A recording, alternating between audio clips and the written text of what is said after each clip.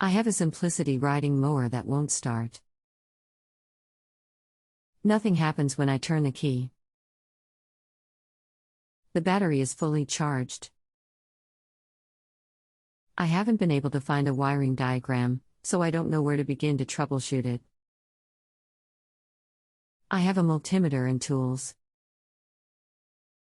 Any thoughts on what might be the likely cause? Welcome to Just Answer Small Engines. Let me try to help you. I don't know it all, but maybe together we can get you a satisfactory answer. Looking at the electrical.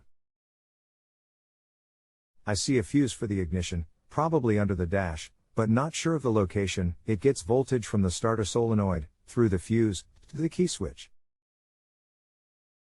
This fuse or fuse holder and wire is your problem. See parts list below. https://www.partstree.com/parts/simplicity/mowers lawn garden tractor /2691013 Simplicity Regent Lawn Tractor 38 deck 21 horsepower BS Hydro /electrical group 2986851298706 Fuse and fuse holder both okay. Jumped out the momentary terminals on the ignition switch and it started. I'll replace the ignition switch. Thanks for your help. Good job.